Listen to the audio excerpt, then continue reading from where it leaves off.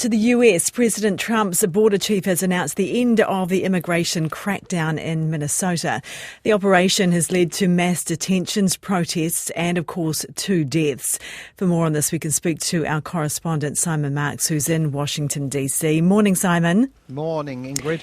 Right, so this is a change of approach by ICE, an end to this surge in Minnesota. How are you assessing this? Is it a back down, a softening, or is that sort of over-egging it? Oh, no, absolutely. This is a massive reverse by the Trump administration, a climb down in the face of thousands and thousands of people who have taken to the streets of Minnesota for many weeks, objecting to Operation Metro Surge. I think the die was cast several days ago when the head of the Border Patrol, the commander at large of it, Greg Bovino, that swaggering individual who used to wander around Minneapolis wearing full-length trench coats, that even German media said reminded them of the trench coats that were worn by the SS during World War II, was removed from Minneapolis following the killing of Alex Pretty at the hands of Border Patrol agents. He, remember, was the second American citizen killed in January. Renee Good, the first, killed by ICE agents at close range, neither of them posing any significant threat to members of law enforcement or indeed to the operations that they were engaged in on the streets of Minneapolis. When Mr. Bovino was withdrawn, President Trump sent in Tom Homan, his immigration czar, who takes a more moderate but still very enthusiastic approach to the manner of mass deportations in Trump's America. And it was left to Mr. Homan today to break the news to reporters in Minneapolis. Success that has been made arresting public safety threats and other priorities since this surge operation began, as well as the unprecedented levels of coordination we have obtained from state officials and local law enforcement.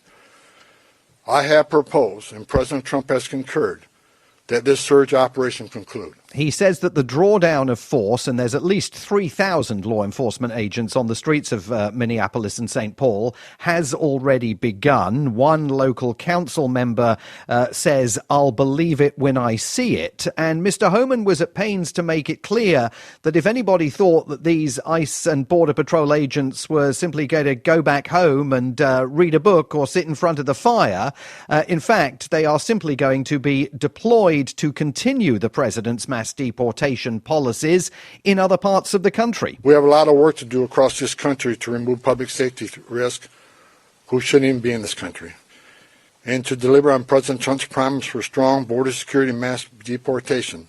Law enforcement officers drawn down from this surge operation will either return to their duty stations or be assigned elsewhere to achieve just that. And that, of course, is an indication that President Trump wants the country and his core MAGA supporters to know that he's still committed to deporting millions of illegal immigrants from the streets of the United States. Governor Tim Walz of Minnesota, a Democrat, of course, who has opposed the presence of those federal law enforcement agents on his streets, says that his state has endured an unprecedented federal invasion at the hands of what was called Operation Metro Surge. And he says Minnesota now needs to focus on recovering from the damage that he says those federal law enforcement agents have inflicted upon communities all over the state.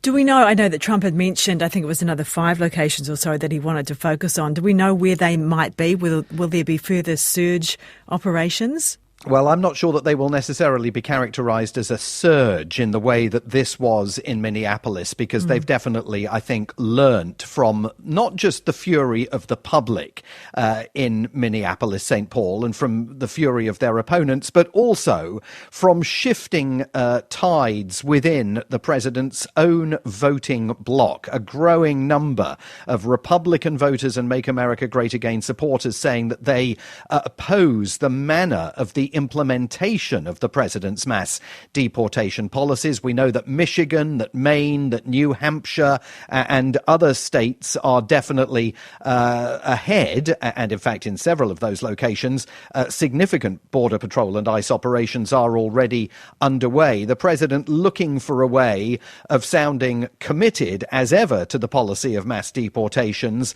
while I think definitely trying to change the tenor of the brutality that has been witnessed on the streets of Minneapolis, St. Paul, particularly over the last few weeks. Thanks so much for the update. Our correspondent there, Simon Marks in Washington, D.C.